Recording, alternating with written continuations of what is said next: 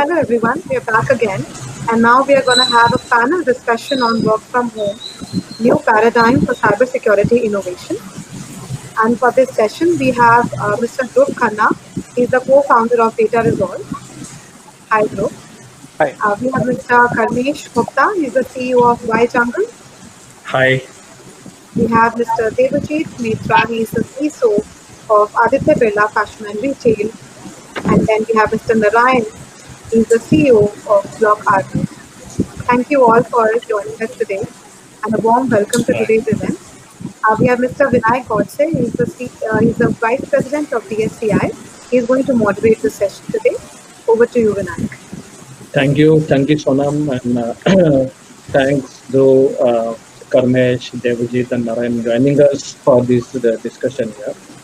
So this report is a reason for us to get into this panel discussion, and this was the idea put together by some of you that we should also try to put together what Indian companies have been doing in this area, and that's why we thought about putting this report together. And as we have seen the different areas, right? So, and if you see that dominantly there are three areas. One is the network, definitely for sure. Other is the access, providing access basically, and third is the data, right?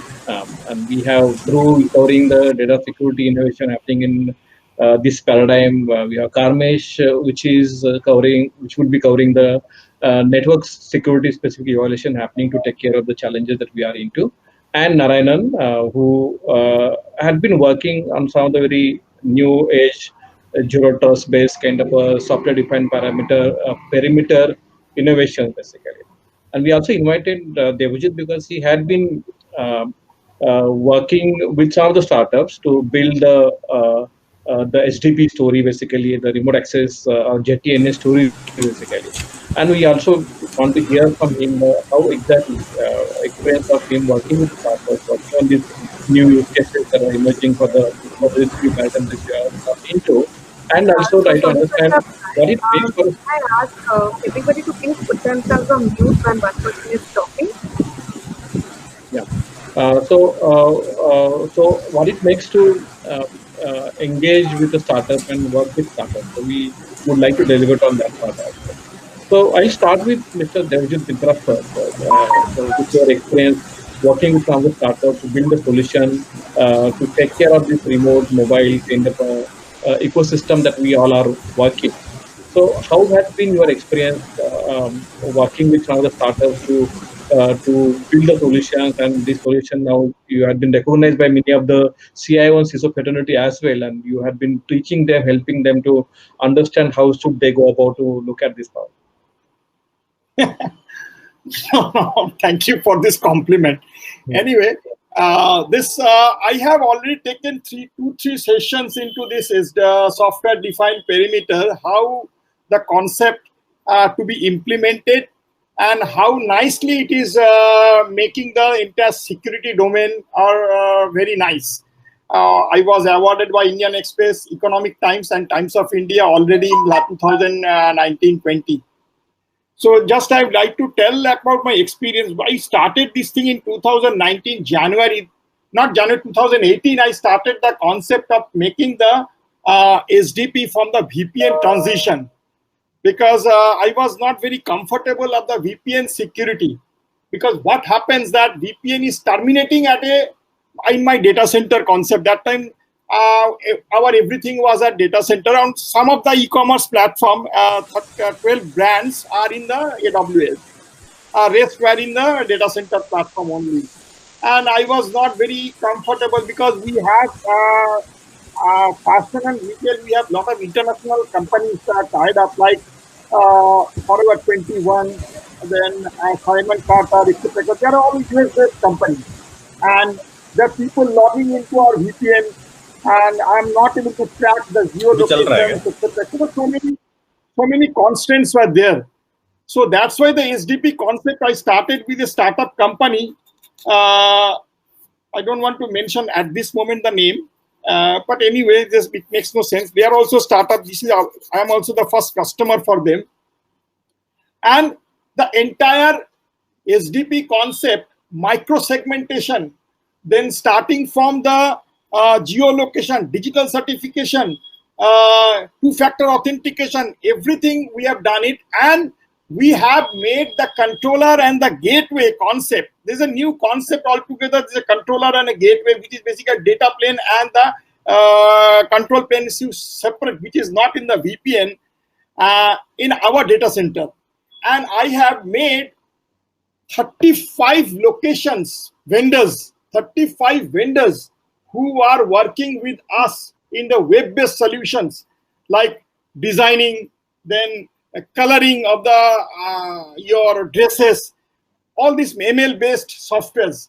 So these all those things are integrated with an internet platform from server to server in a very secure manner with an SDP, with a micro-segmentation in each part. So whenever a person is coming into my data center by logging, whether it is a VPN login, your endpoint login, or the server logging, a digital certificate is going, and the device authentication is being made. Second thing is that the dynamic firewalling. So I don't need any firewall port to be open at my data center for the server to some. I have 50 servers today's date, 35 various clouds. 50 servers are connecting without having any firewall concept, because it is dynamically allocating in my physical firewall, perimeter firewall. It is allocating. Once the data is transferred, the work is complete, the firewall is automatically closed down. So this is a very new, unique feature what we implemented into that. Second thing is that what we have seen, that there is a concept in the SDP, that SPA. SPA is the single packet authentication. So every packet, whatever is coming, that has an authentication with the digital certification, and at the termination of my gateway, after the control of the gateway, it senses that what to do. If multiple sessions are coming, multiple requests are coming, then multiple channels are being created, and each channel is authorized. So if there is a malware, comes in, he cannot go into the horizontal mode. He cannot, because the session will be closed down. So This is a very unique thing which is being started and implemented. Yeah, and thanks, sir. And this is a good to hear for me and for many of the audience here as well. Like all this you have built with a startup based out of Bangalore, and this entire story that you built. So I think with this, I think Dhruv, I would like to come to you. So this is one story that we heard, right? One of the important retail industry player who had rely on a Indian startup in SDP. SDP is supposed to be one of the upcoming area in a access and perimeter specific security defined software defined security specific. So how had been your experience working with a client here or CISOs here? How they are adapting to engage with the startups which are coming from the various different regions of the India, from US is largely from the startup coming from the somebody who has set up this as from IIT Kharagpur. So what is your experience, and especially in last 3-4 months time? Initially, there was a lot of obstacles came from my top management. They are telling that you are starting with a startup company, which is a new, and you have so many things in the mind that you are making your data center absolutely black box to the end user. So will it be able to do it? Why don't you go to multinational companies? It may be paying more, but Aditya Birla has a brand. Is one of the topmost company in India. So if there is a problem, then not only you, my CIO said my job will be at stake. But I'm thankful my he's no more here, Mr. NP Singh, he has retired in January. So he has given me the opportunity, okay, let's start. Yeah. So we took time, because I have made the Diffie-Hellman theorem. I've made so many mathematical analysis into that everything should be perfect, because it is your first customer, and I am the first customer probably in the server domain. Nobody has done it. So, so risk was too much. But to to be very honest, I can tell from my experience that we can trust the Indian startups. They have the potentiality and they are capable enough. We don't have to go to multinational company for any kind of things. I have some other examples I've given in the startups also. So many startups I've given an opportunity here, but everybody is a success. Yeah. So let me now bring Dhruv sir for the discussion. So Dhruv, hearing him, right? So what is your experience in last so many years, and most importantly, in last 2-3 months? All right. Thanks, Vinayak, and thanks, Rama and DSCI team for hosting me on this platform. So I think I would say I'll talk about first last 3 to 4 months, right? So I think when the pandemic started, right? I think especially in the cybersecurity startup world, right? One of the challenges we were what is going to happen eventually, and we are not ready, we are not prepared, right? But one of the things I will, and most of my peer co-founders or founders and promoters will agree, I think we all guys have been living a COVID life for so many years, right? Because the way we are build the companies, right? The way we have gone through in, I think, putting our sweat and blood. So I think for it is actually no new normal, to be very candid. It's a BAU for us, right? Yeah. And while it is BAU for us, I don't think so there's any impact happened on any of the product companies, right?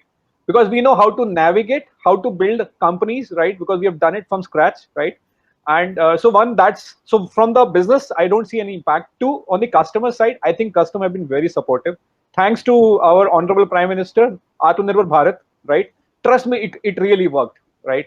I've seen a lot of passion. I've seen a lot of respect. I've seen a lot of flexibility from the CIO, CISO community in terms of accepting products from the Indian companies, right? And trust me, if I compare this with 4.5, 5 years back, trust me, Vinayak, it was a different mindset. Remember when we started working with you guys in 4.5, 5 years back, right?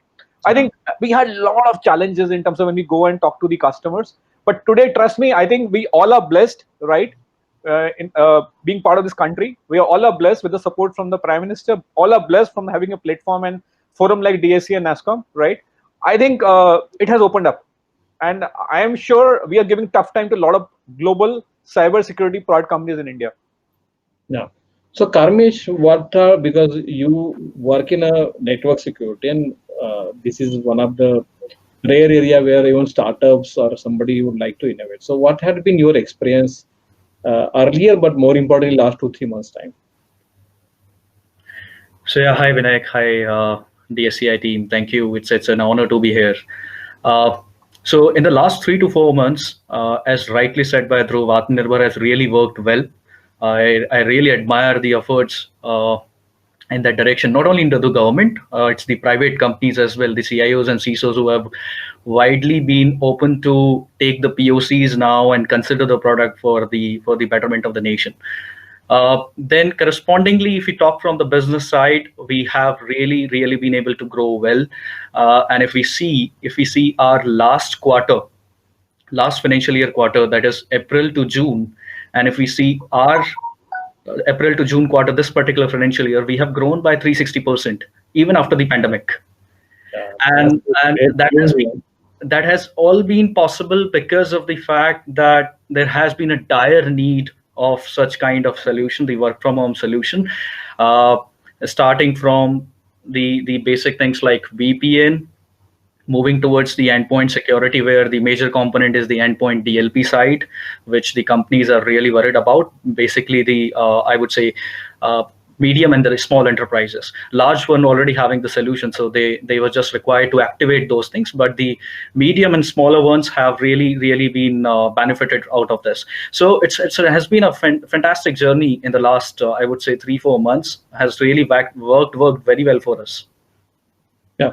So Narayan, you work in again SDP, or you also work in blockchain defined perimeter area. So I hope you would be able to. I am sure there's a problem with connectivity, but you will be able to talk without video because we're not able to see you. But what had been your experience in last 2-3 months time, right? And how had been adoption of a technology or innovation that you are trying to bring together? Yeah, thanks, Vinayak. And am I audible? I hope I'm audible because I think there's some challenge with my internet connection. Yeah. So yeah, thanks DSCI team for inviting me to be part of this panel. And somewhere I have this unique distinction of being a customer earlier and then creating a product out of a lot of experience in cybersecurity. So yes, we do zero trust, but then we do zero trust with a difference, like you said, blockchain, right? So blockchain itself is a very new technology, and zero trust is a very new concept in itself.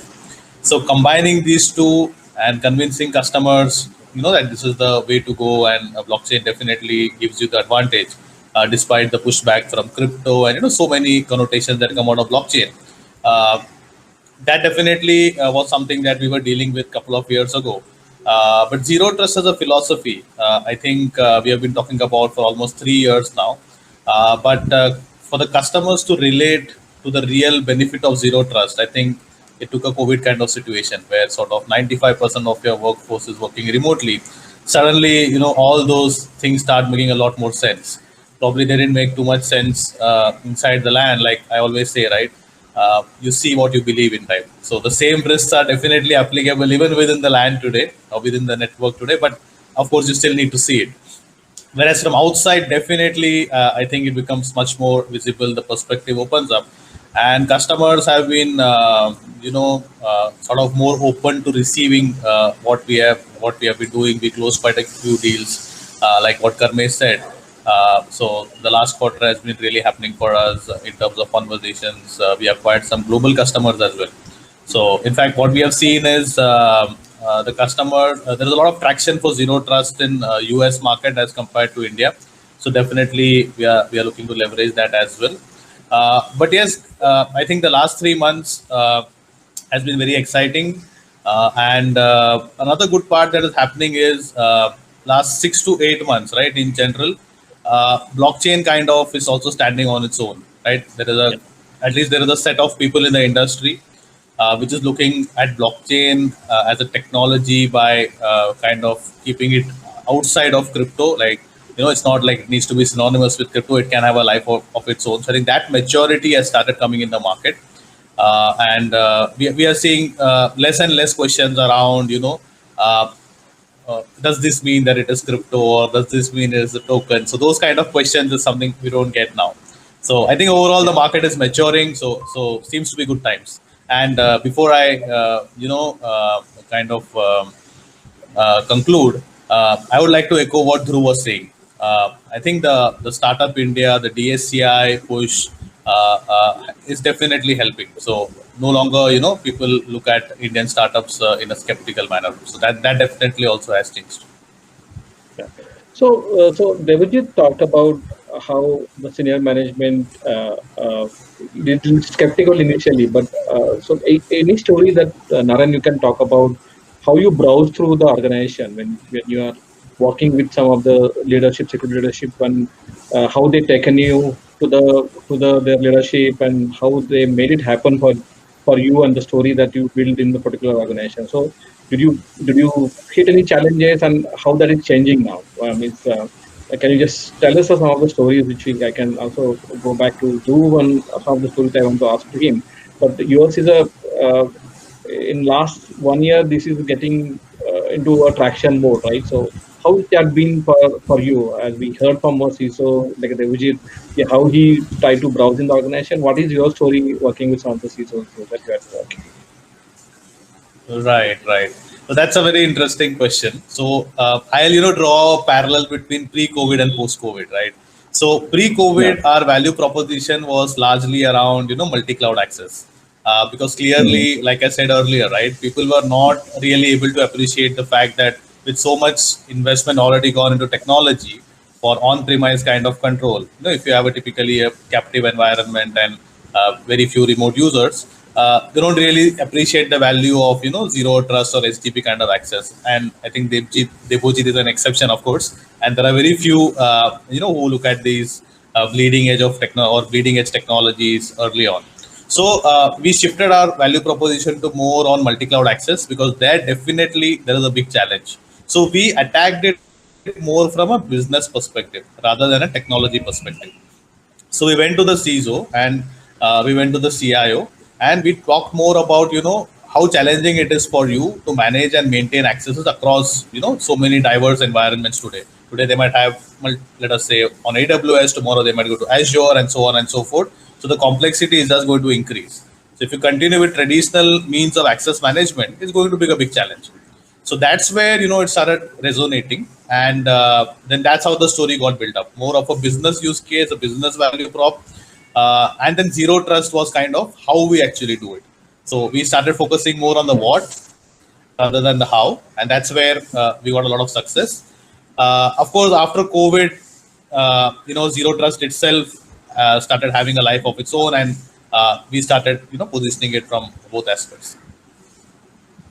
So Karmesh, in terms of use case, right? So we heard Narayanan. So there's definitely distinction between the pre-COVID and post-COVID. So have you seen a kind of a change in the attitude and change in the demand as well in terms of the new use cases that have been looked at, and you had been able to map your solution to those new use cases? So how you had been working with your client?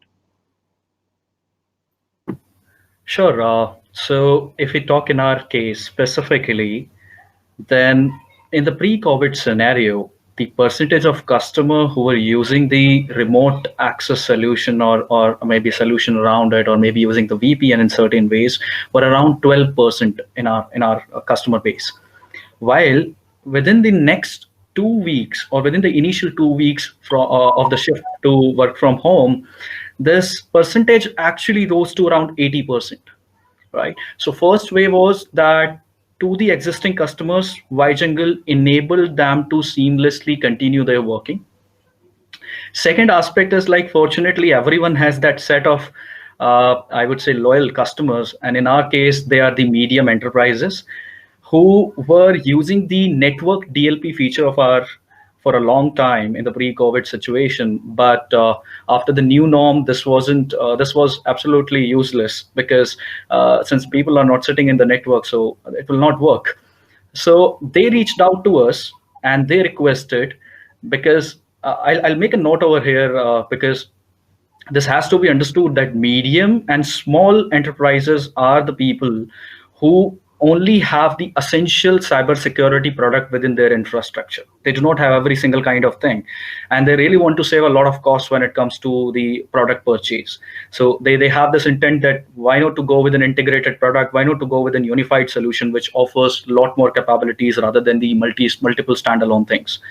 So they came up with us, came up to us that why can't you people come up with something around host DLP or endpoint DLP? And the best part was, which actually activated us towards favoring them, is that our development team was already working with something around the endpoint.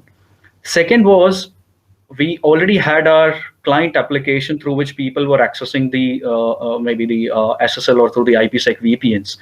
So the positive point was that we thought, why don't we conject and deliver the endpoint DLP through the same client? Because it will be much more easier for these organizations to implement and deploy the solution.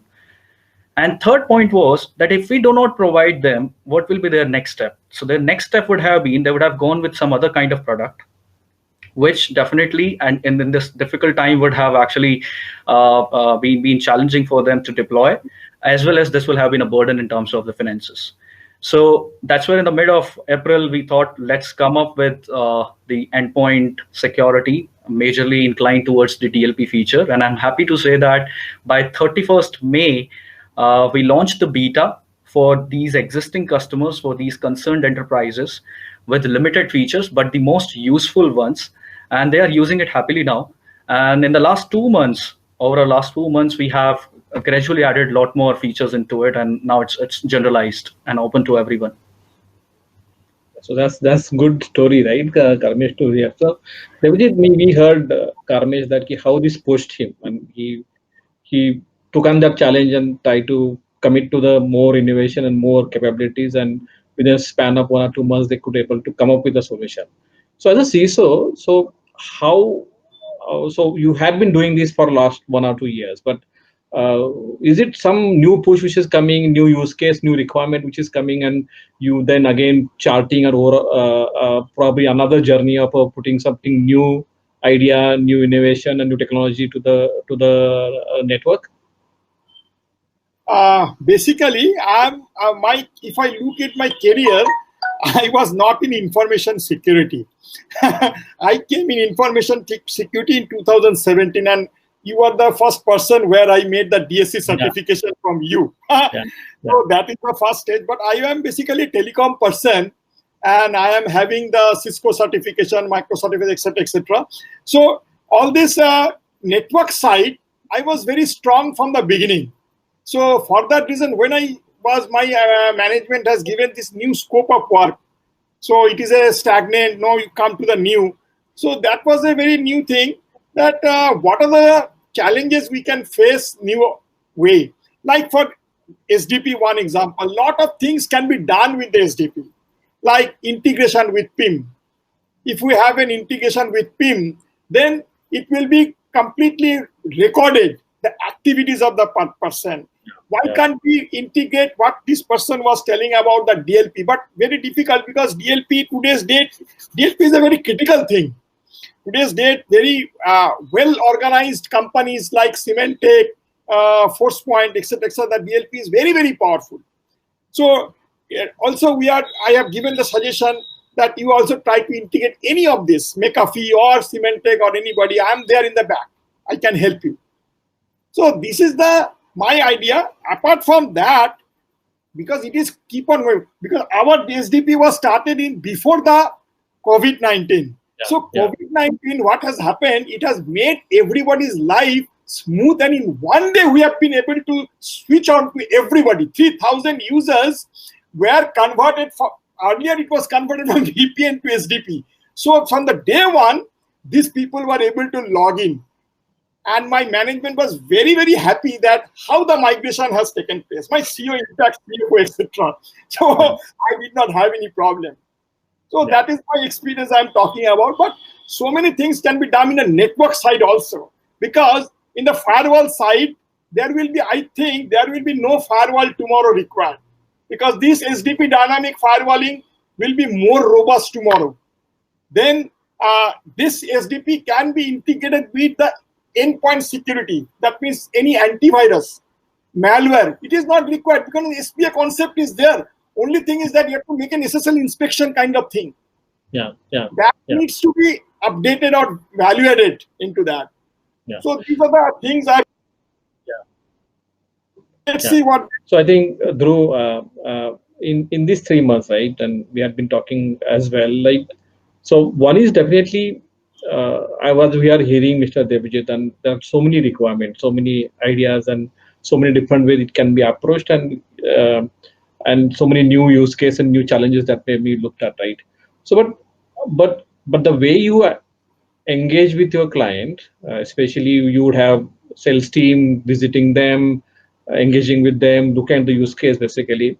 So how this had been, like in this particular 3-4 months of time, I think the going to market, right, with existing idea and the new idea, that the way Karmesh has been trying to look at it, he's trying to build new idea, and I'm sure Data Resolve is also putting up a lot of new use cases basically. How do you take it to the client? And in this particular 3-4 months of time where most of us are remotely working, there is a travel which is not possible. Okay. So thanks, Vinayak. So I think a couple of things, right? See, I think it's more about the perception of the client, right? And I think perception, I would personally feel is into 3 buckets. Okay. The first bucket is definitely financials, right? Because today there's a hard pressed need of how to control finances, and CEOs, CFOs, there's a pressure on the expenses, right? That's one. 2, I think Kamesh rightly pointed out, while I think essential controls are important when you're running a business and while your employees are operating from home, right? How do you provide relevant controls to them? That's second point, correct? And third point is, how do you add innovation? Now, if you look at all these 3 things put together, it's actually a communication, right? Which is important, which has to go to the client. So today, if I tell a customer, sir, before COVID, I think this is the way your financial metrics is in terms of when you buy a product. Vis-a-vis post or during COVID era, I think this matrix has changed. That's one. 2, the way you used to manage your employees while they were working virtually behind the perimeter of the company or the firewall or any control, right? Now they're virtually out of the network, and now what kind of new controls you need to have with the X or lesser than X cost, right? and with the continuous, I would say, enhancement on the feature sets, right? Now, if you put these three communication via digital channel, right, not by a sales channel, right? So as you rightly said, the last point is there are a lot of people who are selling, via multiple routes to market. I think there's only one route to market, which is digital right now, and I have to reach to my customer via digital route, package all these three, I would say, offerings in a single, I would say, communication, which could be on a form of a social media, in a form of a white paper, in a form of an email, in a form of even WhatsApp also, to be very candid, right? I see a lot of CIOs reach out to me on WhatsApp and they're very happy communicating on use cases on WhatsApp. It's non-intrusive, right? So what I'm saying in summary, the digital channel plugged into addressing these three broad buckets, from finance, from the relevance, from the innovation. If you plug this on it and push it through a digital channel, I think sales becomes redundant, and it will not hurt you from the revenue growth standpoint. Yeah. So one of the important question, and this is definitely with respect to COVID and before that as well, and post-COVID as well. So every enterprise has its own vendor ecosystem, right? And they have infrastructure of a various different vendors, and most of them may be global vendor basically. On the top of that, you are building some solution which probably interact and engage with many of those kind of solutions which are already existing in the market basically. So the integration wise, for example, so do you see any challenges to integrate, to talk to other solutions, and how exactly organization browse through those kind of challenges basically? Okay. So I think, Vinayak, two things happened in this, right? So one, a lot of large vendors, especially a lot of large Big Four consulting firms, the big large SIs, those who used to offer these technology from the bigger brand or an MNC brand, right? They started working with us, right? While they started working with us, they also started integrating us, or started connecting us with the counterparts, which is running in the customer environment. So the integration can happen seamlessly. So that becomes our focal point of interaction with the customer. That's point number one, right? I think second point, I think earlier we have use cases where we have to literally fight the battle with the global MNC vendors on the integration. Here, I would say in the current situation, I think the CIO, CISOs have become more supportive in the cycle. I think they have become our flag bearer.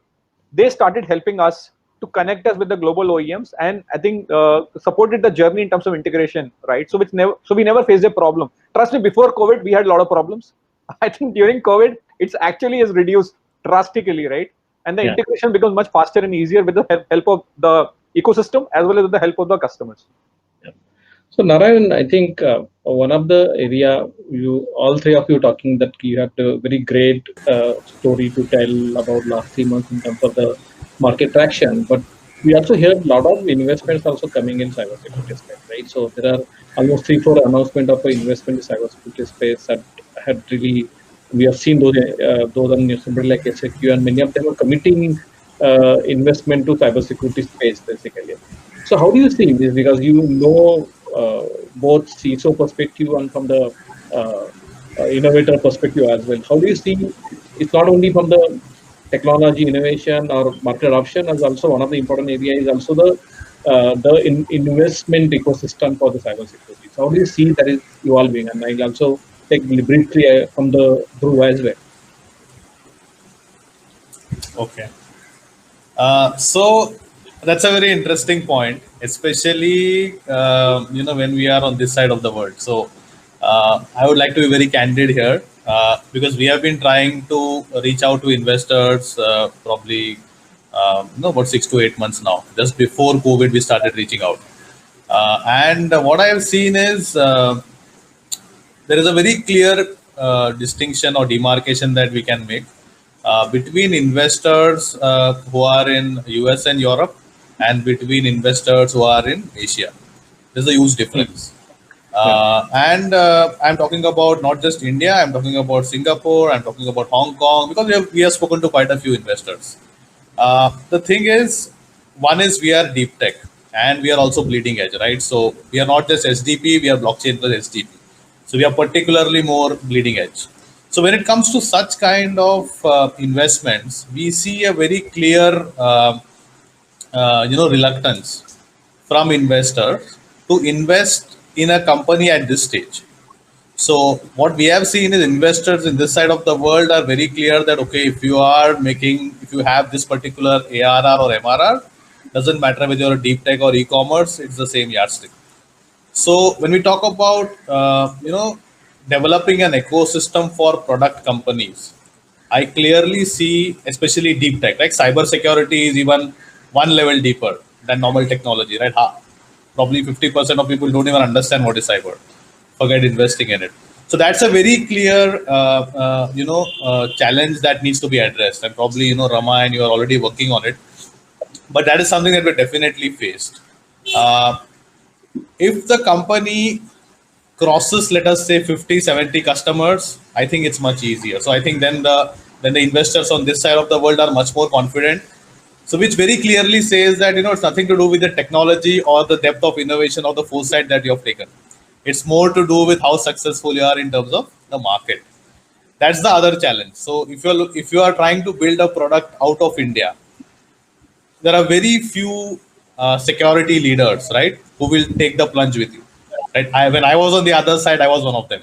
So I used to early on give opportunities to startups. I think there are people like Debojit, and I know a few people in the industry who will be ready to be the first or second customer to a startup. But that is also low. So when you are in India, I think, and if you don't have seed capital, like for example, we have bootstrapped it, right? So it's a completely different journey, right? So, but it's an exciting journey, and I am seeing that the ecosystem is changing, but I think still a lot more needs to be done. So that's what is my experience. Yeah, so that's good actually. So what had been your experience, Dhruv and Karmesh? Means I'm not sure whether you're looking for investment, but there is a general perception that the cybersecurity investment ecosystem is now becoming little easy and accessible for companies here in India. So do you agree with that perception? Okay. Two dimensions to it on this, right? So is it accessible? Answer is yes. Do investors understand cybersecurity business to certain extent, right? But do you get good valuations? For sure, no. Okay, basically what you look at the US and Europe market, right? I think as he rightly pointed, as more ARR and MRR driven valuations, right? So I think, but yeah, I think I would say the maturity of investors and understanding of the deep tech, especially in the space, I think I've changed, and I think they are starting giving a lot of weightage to this sector. Okay, in last at least 4 to 6 quarters, right? That's one part of it, right? Second, I'm not sure if I heard the question right. Is it the right time to invest or raise an investment, right? If I understood the question correct. I personally will not recommend, if you personally ask me, for various reasons, right? So one, I think this is a time when I think investor will get the flesh out of you in terms of when it's all sentiment driven. I think they will try to devalue you or link this with the revenues and all. While I think the revenues are growing, right? But I think with the market sentiments and all, then generally, I think one on that spectrum, I think not the right time, right? Especially in this part of the world. All right. Two, I personally feel, while if we are doing well, right, I would rather say, I think pull the boat for next 2 to 4 quarters. I think show more revenue traction. Try to see if you can hit the EBITDA, though it's a wish list for a lot of us, right? And I think you will get a better valuation from the same investor in India after 4 or 6 quarters. I think if you sustain this hardship, when the market I think goes up, right, I think it'll become much easier and faster to generate more revenue, show better valuation, and you have a respect, and your valuation multiples will go up drastically. Yeah, that's so my Karmesh, any insight? I'm not sure about your strategy for the raising investment, but what is your views on this? I think Narayan and Dhruv have been very, very right about the things. So I'll give the insights from our side. So we try to raise first time in the second half of 2018, right? We were having 40, 45, 50 customers at that point in time. We tried to reach out to the Indian investors majorly through the references. And as Narayan said, people understand cybersecurity superficially. They understand cyber and security, but when you go and talk about the enterprise side of it, they really don't have much knowledge and are not able to build the conviction, and thus there's no moment in terms of the investment. But yes, over a period of time, if we see if we see 2014-15 time to 2020, definitely this has been a rise. It's all been natural though. It's not because of the factor that people have tried to learn something new about this space from the investment perspective. And second is like we are again in the process to raise. It's just like 2 weeks before we started our you can say process. And again, this has again the ARR and MRR which Dhruv and Narayan have pointed. that is coming into the scenario. You're suppressing the valuation by a very, very high value. So that's something which is still a challenge. So that is really means there is definitely improvement, but I think you three have talked about three key insights basically in terms of how it is evolving and some of the key guidance as well too. But so now I want to come to Debajit on some of the important question, because some of the CISOs are still struggling with and I know this is largely happening for even public sector organization, and there is a policy now which helps them to take a decision to take a solution from the startups. But so there is a definitely question mark on a long-term sustainability, right? So there is a question of quick agility in terms of there is some problem and commitment required from the development side, all this thing. So do you so there are some of these challenges that we came to always get this from some of the user industries, that yes, we can commit, we can help, we can work with the startup, but there are some risks that we have to really browse through. We have to manage those risks basically. So and then those are largely questioning about, one is the sustainability of a startup working with us.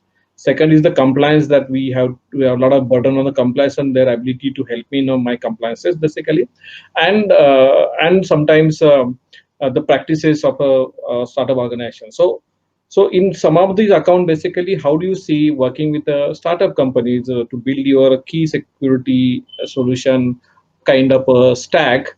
So how do you see and how do you browse these challenges? And are they really challenges? Because some of them have been saying challenges, are they really challenges? 100%. This is a big challenge and big question at the same time for basically corporate like us, because I have the same problem when I was basically working in Reliance Industries and Mukesh for around 13 years before that. So the same question comes this definitely corporate world, and it is the fact that so many startup companies wind up because of the financial problem, because of some other problem, partner problem, etc., demarcation. So this is an ongoing process and it will continue, and you have to accept it. Now, taking the challenge and ownership is depending upon the CIO and CISO based on some commitment. Otherwise, very difficult. Because today I have trusted on InstaSafe. Now they have got 10,000 orders in the group based on my recommendation.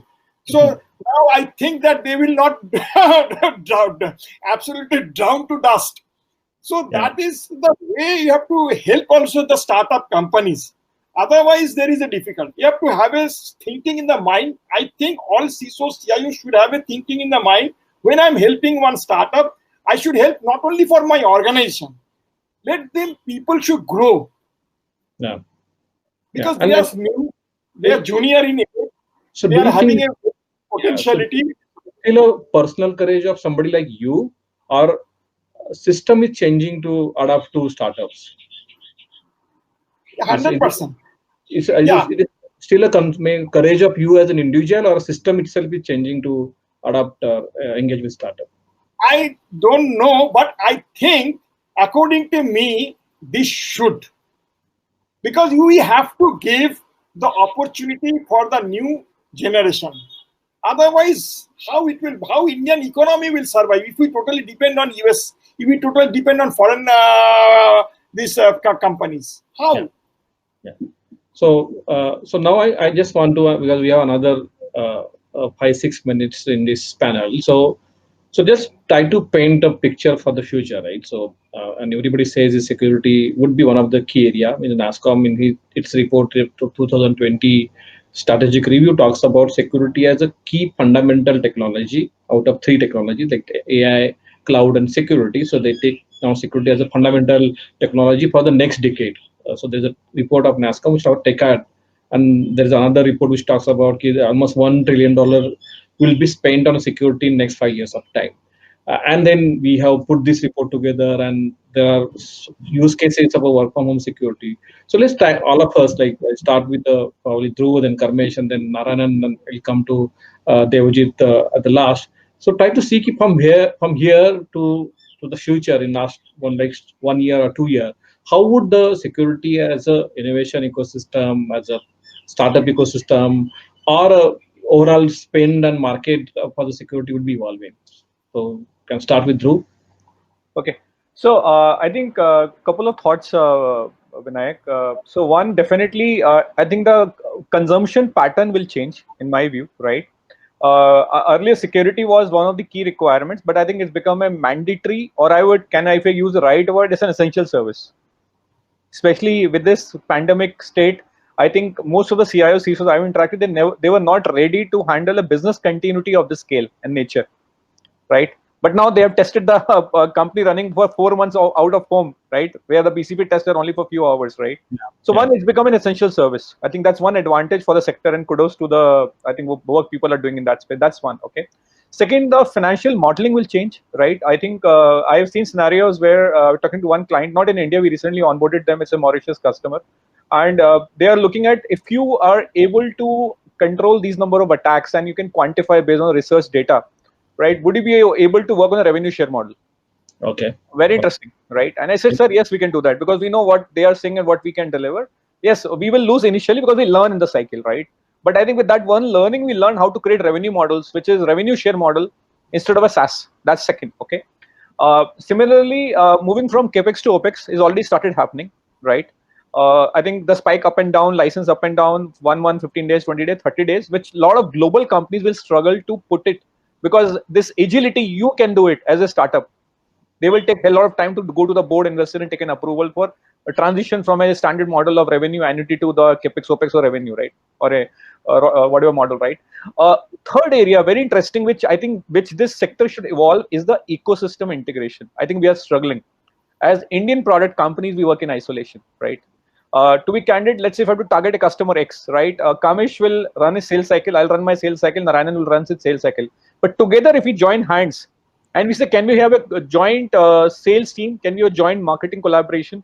Can we have a joint, when Maruti and Toyota can do, why we can't do? As simple as that, right? Yeah. And trust me, that will one, reduce our cost of R&D. Two, we will touch the customer faster. Three, it will increase the stickiness. Four, it will add revenue volumes to all of us, right? And I think we build a great story. So in my view, this is what is going to happen in next, at least next 3 to 4 quarters, the way I foresee. Yeah, and some of this part are also input to us, how to bring three of you together, right? And when yeah, outside air meet. yeah. So Karmish, we'd like to hear your views for the future. Yeah, so as Dhruv mentioned, the essential service, right? So there will be a lot of transition within these small and medium enterprises. Yeah. Because these were the people who were considering it as a, you can say, were taking it as a choice. Now will be taken up as an essential kind of component within their infrastructure. So there will be a lot of transition between the small and medium enterprises adopting the cybersecurity products. Second is, I think when he said about the collaborating the marketing efforts or having the joint sales team, this is something which I was in fact discussing with Sahir some time back. And in fact with some other guy as well. So this is where we can, like, if we look the current scenario where we have multiple channel partners, and Dhruv has their own channel partner network, Narayan will be having their own, we have our own. Why don't we have a channel partner company of the Indian cybersecurity company, which is run by us, where we do not have those kind of delivery problems, where we have the 100% control about how to deliver the product. And this is something which will not be biased to any of the other companies, because if we talk about any of the SI companies, large SI companies, they will say definitely we're going to push yours into this particular account, but at the back they are working with some other kind of MNC companies, right? So that will not be a hurt to any one of us. Why don't we have a joint system integration company? Like ACPL is already there. Probably a part of it can be taken care by us, where we have our own sales guys. They go pitch to the customers and do it. Third aspect is CapEx to OpEx is like, which is the, I would say, a big transition happening in the security. Cloud delivered security, specifically when we talk about things like SESI, these will be triggered because of the pandemic, and will you can say going to acquire a large proportion of the market from the on-premise solutions.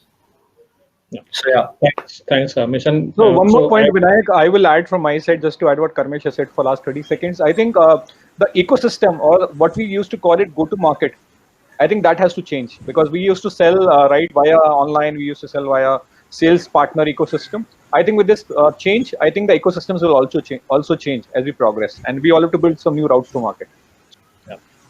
Yeah. So Narayan and Devjit, I definitely want to get your views on a future auto security from now. But before that, there's one question which has come from audience, and if anybody of you can address that one.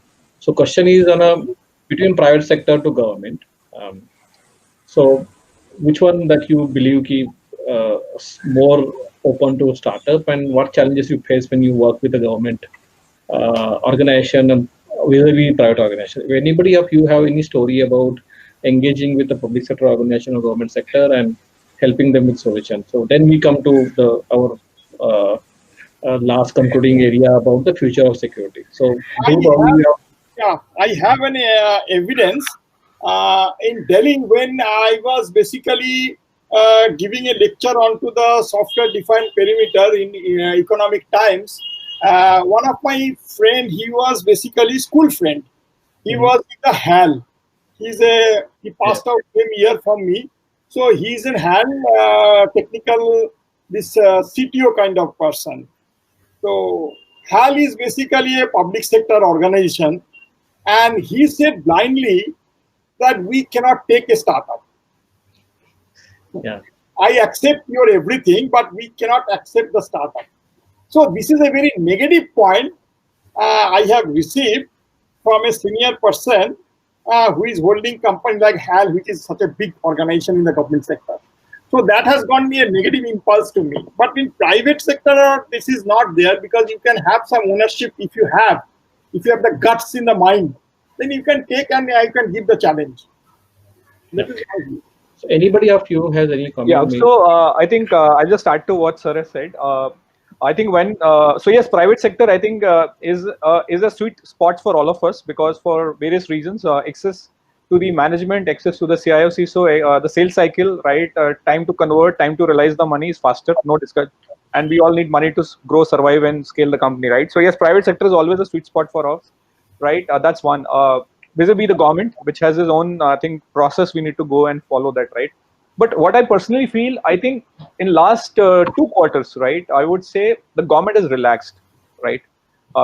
We work with a lot of, we work with defense, we work with police, we work with couple of agencies which are in the critical infra, or a very, I would call it very confidential areas where we operate with. I think they have given us a welcome hand.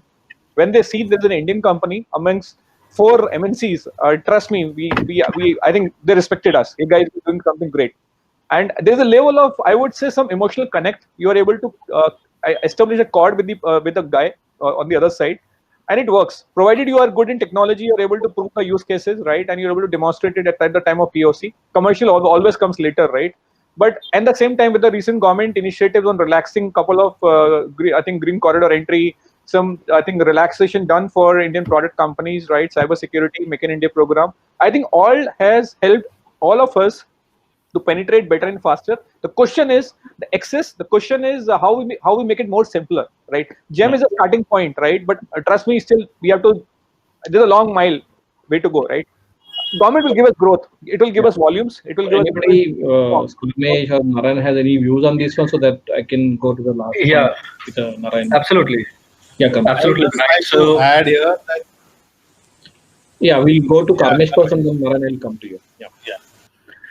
Sure. So I think Vinayak, public procurement order, the general one which came up in 2017, and then now the cybersecurity one which came up in 2019 has played a big role, because when we actually take part in maybe the GEM procurement side, there were a lot of times we used to get disqualified because of any kind of invalid or baseless reason. Now we have the authority that basis that official order, we are able to question the buyer, put the DIPP into the loop, put the MeitY into the loop, especially the people working into the CLES, Cyber Law and E-Security Division, that this has been this is something which has been done by the buyer, and he has not been able to justify any of the technicals, you can say, or the concrete reason around the disqualification. So this has been, you can say, kind of a rigorous exercise, but over a period, the startup, you can say, like us, have got a good amount of access to these kind of buyers. So it's just the one-time interaction. They feel like, okay, why this startup is getting a lot. Last couple of years, these instruments are now came, right? This is not only helping you, but also helping the CISOs who are planning to buy from the startup, right? So usually in government, like in procurement cycle, unless they have some reference, so now Mighty with that notification plus the DIPP notification is now really helping many of the CISOs in public sector organization to work with startup organization. So this is definitely these 2-3 instruments which has come from the DIPP from Mighty is really helping in terms of making those decisions basically. Yes, so now, this is a very, very big help. Yeah. So Narayan, I would like to come to you if you have anything on this government sector, private sector. Otherwise, then we can continue on what do you see future of security from now. Right. I think Dhruv and Karmesh have made valid points. And I think the 2019 notification definitely, has had an impact. But the way I see it is the startup also needs to persist. So I think that's very important because government has got a larger sales cycle as compared to most private organizations. So I think that is something that needs to be kept in mind. And but definitely, I think the doors are, probably the opening is there, and it's up to the startup now to take it to the next level. From the perspective of the future of cybersecurity, right? So I think two key trends that I would say, one is consolidation, which has not happened in the last 15 years, right? Like when I was, I've been a CISO for so long, and I spent more than 16 years at NSC. Always, as a customer, the key thing is what is the net value that you're deriving from your investments. And cybersecurity has always been a point product play, right? You have, let us just take the example of network security. You start with the VPN, you go to the network admission control, you have the firewalls, you have the HIDS, HIPS. So there are so many point products there.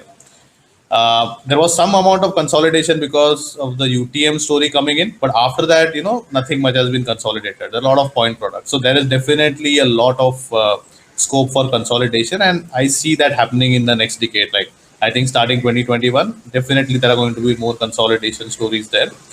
Second is, I think somewhere Dhruv touched upon it, the integration.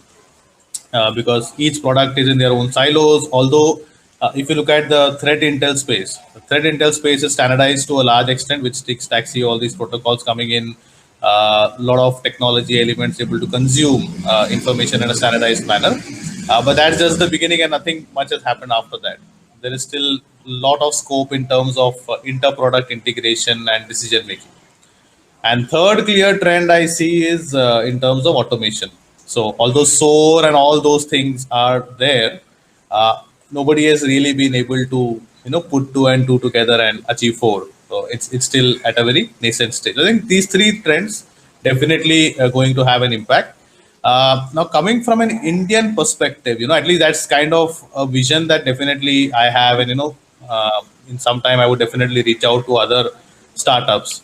Why don't we build an integrated stack story, right? An integrated security stack. Like, for example, Dhruv does data security, Karmesh does some part of network security, I am doing SDP, Sai is doing deception, right? So within the Indian ecosystem, there are multiple parts of the security stack that we touch. But if we are able to weave an integrated fabric, because end of the day, if you go to the customer as separate, right? Dhruv was talking about joint GTM. See, I've been a customer myself, and I'm sure Debojit also will agree. You go together as 3 product companies to a customer will start feeling shaky. He'll say, even if one of these product fails, the solution has failed. But if you go with an integrated story, right? Yeah. Then with a single console kind of, or at least integration to a fair amount of, covering at least 70% of that stack, then that becomes a great story, which a customer will definitely be interested in pursuing. So I'm sure, that's something we should look at. Yeah, that's really important point. And we had been talking probably we can take. So I remember I had visited NIST last year, and NIST had been doing it. So they pick up different players together, and they try to bring them together and try to develop or help them to develop a kind of a stack out of it basically. So there is a process that I learned when I was in NIST in US last year when I visited there. So now we have a little bandwidth in DST as well. So for me, I may not be able to go into each of the detail, but at least bringing you together and take that executive effort to make it happen, we can definitely try doing that at the ASEA and try to bring you together. So this is definitely giving me some kind of agenda item for taking it ahead. So this small question, Sure, Vinayak. yeah, this small question, Narayan, somebody is asking you, you are sharing the blockchain solution. Have you been ever tried to talk to government to take this blockchain solution? Is it had been any conversation, any work that you have been doing with government? So I had a brief interaction with Ministry of IT about a couple of years ago when there was a blockchain core group that was being formed. Yeah. But then after that, yeah, I think CDAC was part of it, and there were a couple of key stakeholders from academia as well. But then I think not much came out of it, and I think after that Ajay Kumar also, the secretary changed, and I'm not very sure what happened after that. So that was my limited interaction. Having said that, we are already on the GEM portal, and we are looking to engage with government and see how we can build a story around or offer more value as an Indian cybersecurity company. Okay. So thanks, Janardan, thanks Karmesh, and thanks Dhruv. I think very interesting, engaging discussion, bringing a lot of dimensions and lot of views together.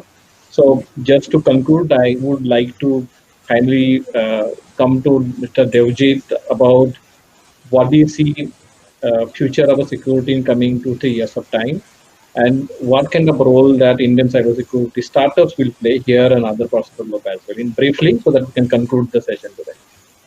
Main and most important part, what we discussed, just one line to line, not in detail, that is the AI ML based discussion. So today's date, everything, all the forecasting is based on a limited parameter. What is that? That is your basically a multifunction defined in one parameter. But that is not sufficient. They have to come with the startup. My advice that multifunction has to have a multiple output, not single output. The regression theory is basically the output prediction, and that is based on single theory. But what about the multiple? And the day will come when the entire this security paradigm will be on the multiple platforms. Otherwise, we cannot survive. Yeah. So, and second, my advice, my query, my experience, the demarcation and the closure is a big problem for the startup. Yeah. Because the partners divide, whatever the technology, that is okay, fine. Technology is there, it will keep on increasing, ML will come, everything. Now SOC is now basically coming AI based. Now Symantec has become AI based. Now predictions have become AI based. So many things are coming in the cybersecurity world. But what about the role of startup? We have to see how Mr. Murthy has done, how Shiv Nadar has done. They were also once upon a time they are a startup.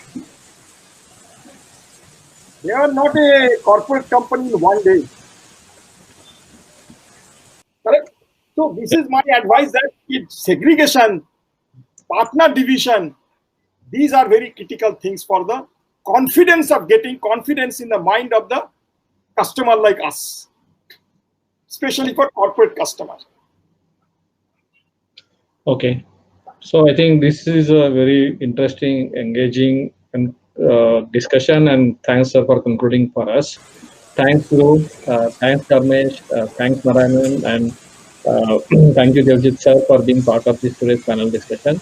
I think this would be useful for many startups, more importantly all the user companies like Aditya Birla Group and many other CISOs as well. And not only we're not really limiting ourselves to the report, but we also want to see how this is evolving, closely watching it, see from the various different perspectives, development of the market, to even trying to find the investment opportunities for Indian startups, at least for the early stage startups. So with this, really thank you all for joining, and over to you, Sonam. Thank you. Thank you so much, Vinayak. Thanks, Vinayak. Thank you, Vinayak, DSCID, and thank you. Dhruv, you on mute. Bye. And have a good evening, everyone. Bye-bye. Bye.